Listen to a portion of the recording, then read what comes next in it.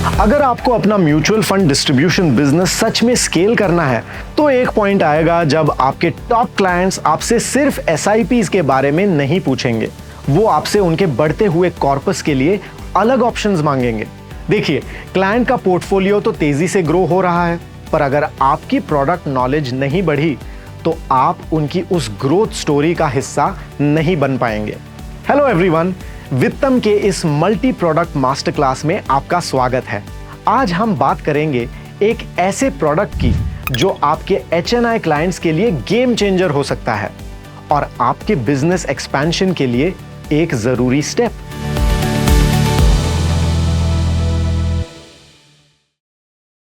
Portfolio management services यानी PMS. अगर आपको लगता है कि म्यूचुअल फंड से बढ़कर कुछ करना है तो पीएमएस समझना जरूरी है।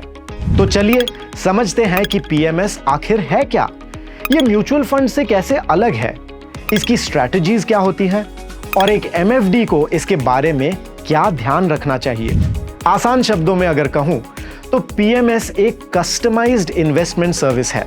जैसे म्यूचुअल फंड्स में एक फंड मैनेजर हजारों इन्वेस्टर्स का पैसा एक साथ पूल करके इन्वेस्ट करता है, पीएमएस में एक professional portfolio manager directly client के नाम पर स्टॉक्स, बॉन्ड्स या दूसरे सिक्योरिटीज का पोर्टफोलियो बनाता और मैनेज करता है।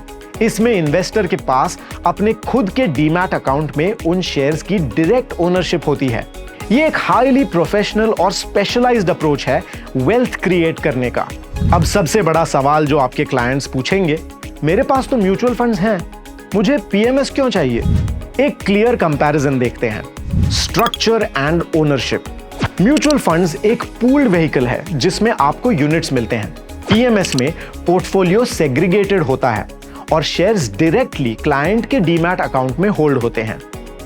कस्टमाइजेशन। म्यूचुअल फंड्स स्टैंडर्ड होते हैं, लेकिन पीएमएस में अगर क्लाइंट चाहे कि उनके पोर्टफोलियो में स्पेसिफिक सेक्टर ना हो तो मैनेजर उसे एक्सक्लूड कर सकता है। कॉन्सेंट्रेशन। म्यूचुअल फंड्स बहुत डाइवर्सिफाइड होते हैं, पीएमएस हाईली कॉन्सेंट्रेटेड होता है, यूजुअली 15 से 25 हाई कन्विक्शन स्टॉक्स, जिसका मतलब हाई रिस्क और हाई पोटेंशियल रिवॉर्ड दोनों है। विजिबिलिटी।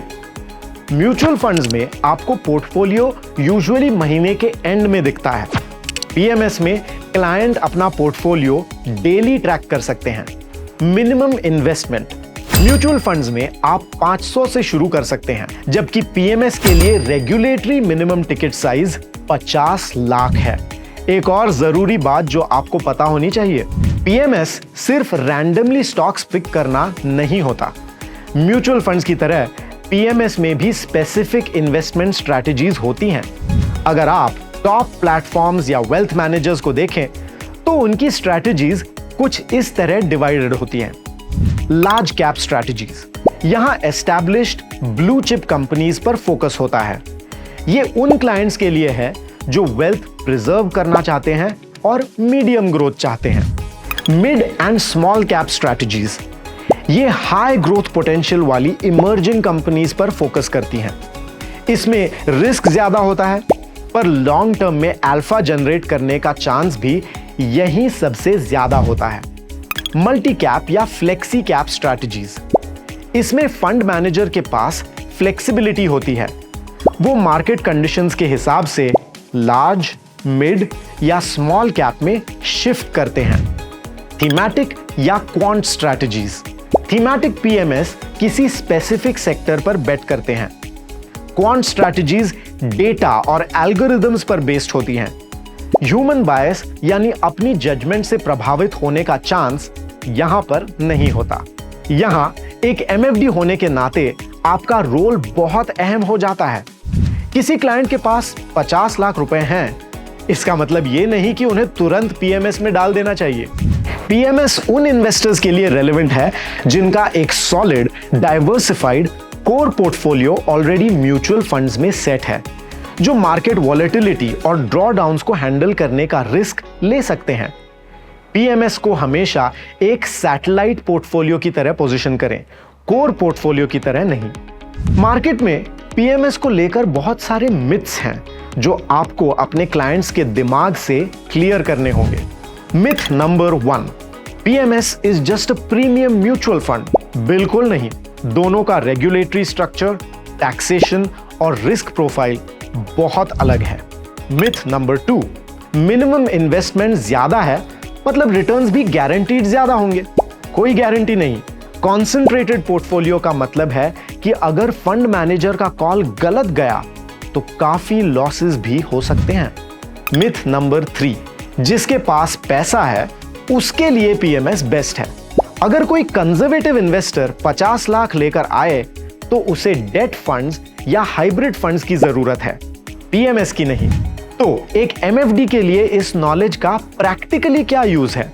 सबसे पहले आपको एक्सपर्ट बनने की जरूरत नहीं है, आपको हेल्पफुल बनना है। जब आप अपने क्लाइंट से पीएमएस के बारे में निष्पक्ष होकर बात करते हैं, उसके रिस्क और रिवॉर्ड्स दोनों समझाते हैं, तो आपका ट्रस्ट फैक्टर कई गुना बढ़ जाता है। आप सिर्फ एक एसआईपी स्टार्ट करने वाला नहीं रहते, आप एक वेल्थ प्रोफेशनल बन जाते हैं और यही माइंडसेट आपके बिजनेस एक्सपेंशन की फाउंडेशन है। जब आपके ऑफरिंग्स बढ़ेंगे तब आप अपने क्लाइंट्स की हर फाइनेंशियल नीड को पूरा कर पाएंगे।